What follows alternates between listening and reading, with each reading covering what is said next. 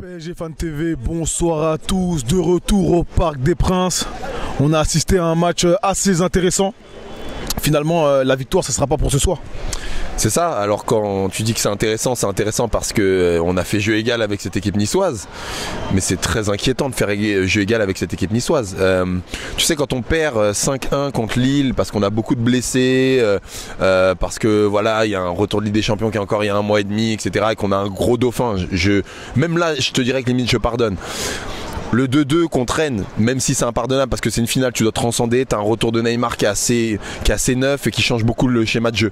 Là, ça commence à faire beaucoup parce que, allez, avec ce qu'on a là ce soir, cet après-midi, on doit battre cette équipe niçoise. C'est pas normal de faire un partout et vraiment, là, ça commence à me révolter un peu. Bah, on n'était pas loin, hein. On a souvent parlé, notamment la saison dernière, de Penalty Gate. Là, cet après-midi, Neymar offre cette opportunité à Cavani de bien revenir et donc de tirer ce penalty. Et finalement, le scénario, c'est négatif.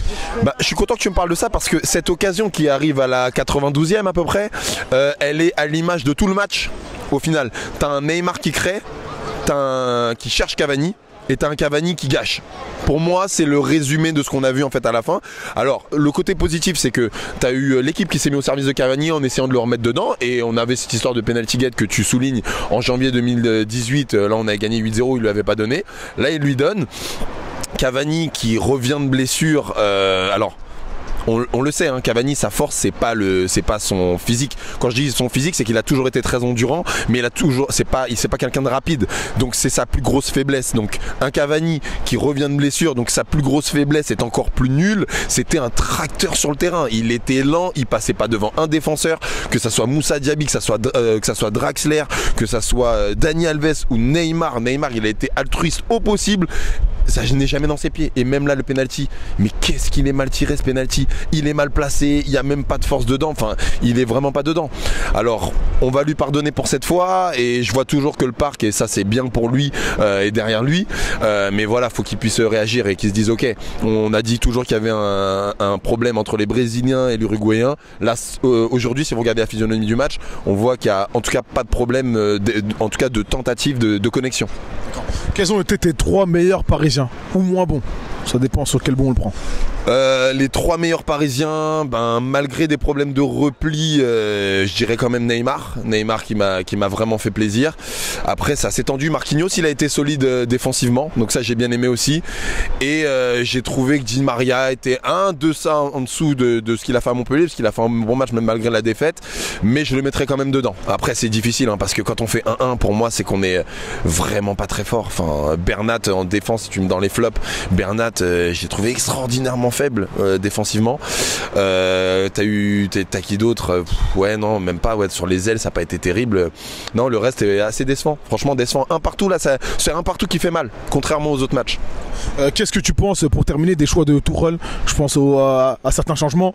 Diaby qui est rentré dans le cours. Également Kurzawa. Ouais, c'est ça, il enlève Paredes, il fait rentrer Kurzawa, il fait rentrer Diaby. Moi, je trouve ça particulier. Après, voilà, vous le savez, je me suis souvent répété là-dessus. Moi, je suis un fervent que quand tu as des difficultés, des fois tactiques, il faut créer des automatismes. On a beaucoup de blessés, on a beaucoup de changements.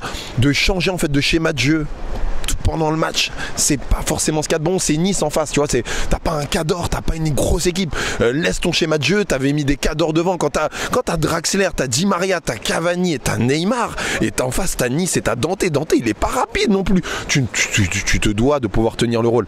Et Paredes, il est pas très bon. Kurzawa, c'est une catastrophe. Alors tu le fais rentrer, je me dis, t'as pas besoin, parce que physiquement, et on en parlait aussi pendant le match, physiquement, normalement, nous, on est censé faire la différence en deuxième. Tu dois pas avoir cet aveu de faiblesse de te dire, vas-y, j'ai besoin de faire des changements, j'ai besoin de faire des changements tactiques contre une équipe niçoise qui est pas très forte. Enfin, c'est pas un Cador non plus de la Ligue 1. Et la Ligue 1, voilà, c'est pas facile, mais on sait qu'on peut mieux faire. Donc ouais, non, je suis déçu par les choix de Tuchel et j'ai de plus en plus de mal à comprendre sa philosophie.